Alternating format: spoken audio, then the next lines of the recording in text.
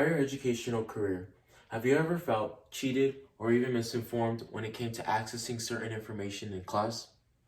This could have maybe been a group project that your teacher or professor brought up that never came into fruition, or maybe even a certain teacher or professor not having the correct teaching methods that benefit you personally as a student, but it also not being as easy to quickly transfer to another professor that can help you succeed academically. Now today, I want to talk to you all about censorship in education, specifically in regards to high school students.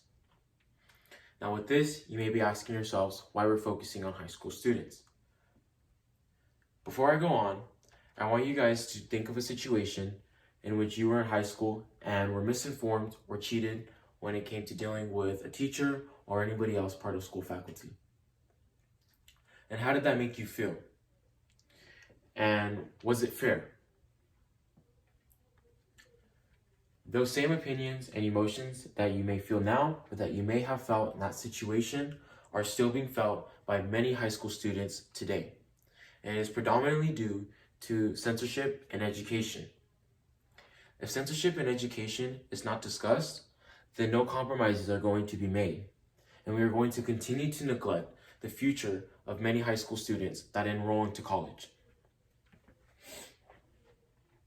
A common argument that is made about censorship in education is that it prevents students from learning about inappropriate topics.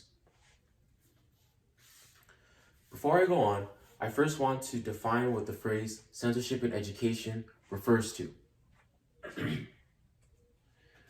So censorship in education refers to the removal or manipulation of learning processes.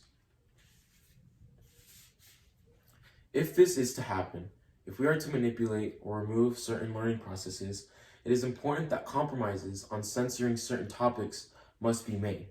This could maybe be for literature, if there is a grotesque, vulgar, or even traumatic scene, that compromises are made in regards to how it should be presented or taught. When doing so, it is also important that students are prioritized when discussing how this curriculum should be presented.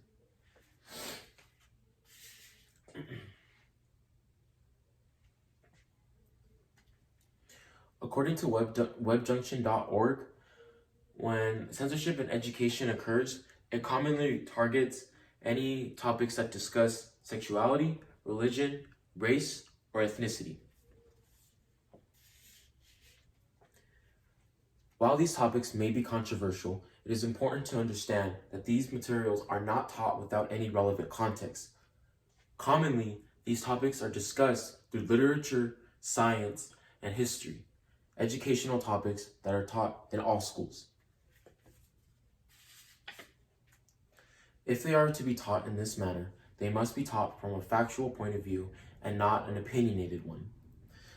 This will result in students being able to understand and view different perspectives and formulate their own opinions based on the knowledge that they are getting.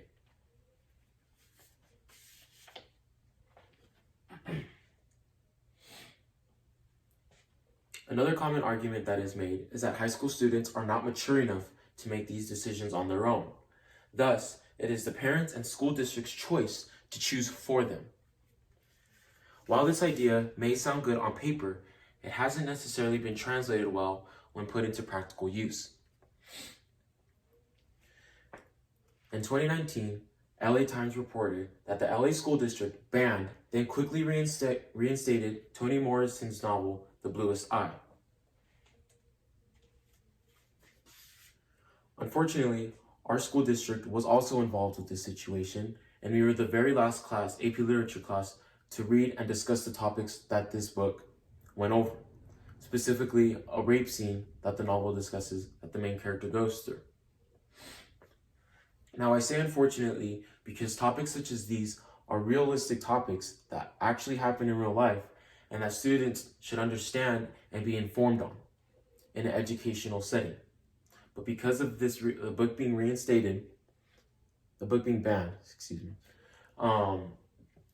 we are stripping away the opportunity for other students and future classes to have that chance to discuss and go over these types of discussions.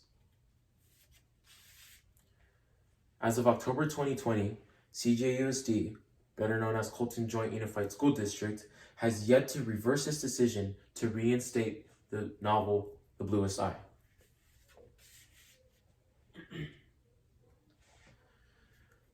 Now, unfortunately, this is not the only novel that has been considered controversial throughout the nation. According to pen.org, other novels such as The New Jim Crow by Michael Alexander, I Know Why the Caged Bird Sings by Maya Angelou, and Paradise by Toni Morrison are all books that are banned due to sexual content or offensive language.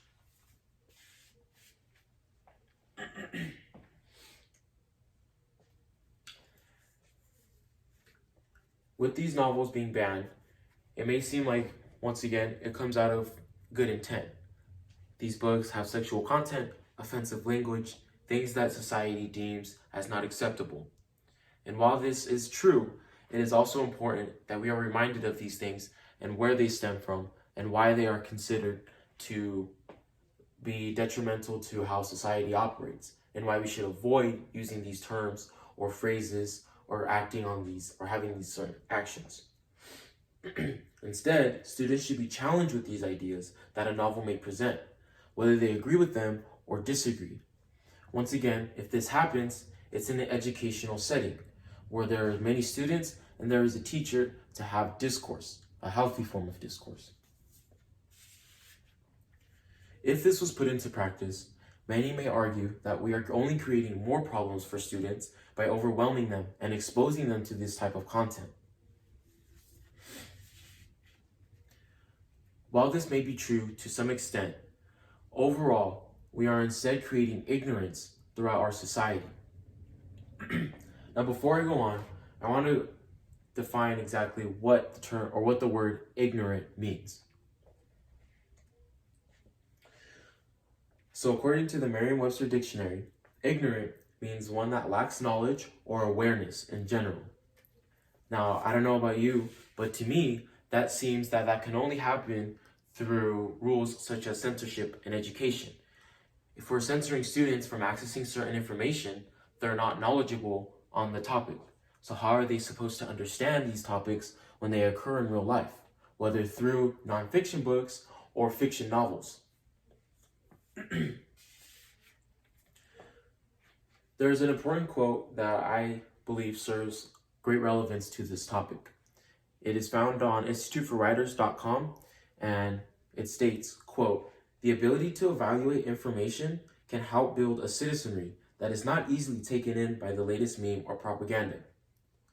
To summarize, this basically means that if we allow students to be exposed to these types of uncomfortable or even confrontational types of topics, we are building them as people to discuss and understand one another, so when they are in the real world and dealing with these situations, they have more compassion and understanding and communication when it comes to working with others, rather than creating division and problems that are occurring nowadays. Now, I know for a majority of the time, I have discussed how censorship in education has affected high school students. Unfortunately, this has also made its way to college campuses. According to ACLU.org, on college campuses within the US, there is heavy debate as to whether schools should have words or phrases banned on campus. This is more commonly known as hate speech.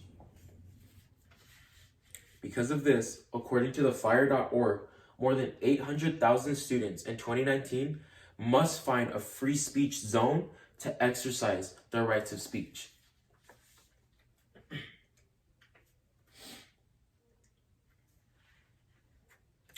So overall, not only are high school students being affected by these types of censorship within education, but it's also making its way to college campuses as a result.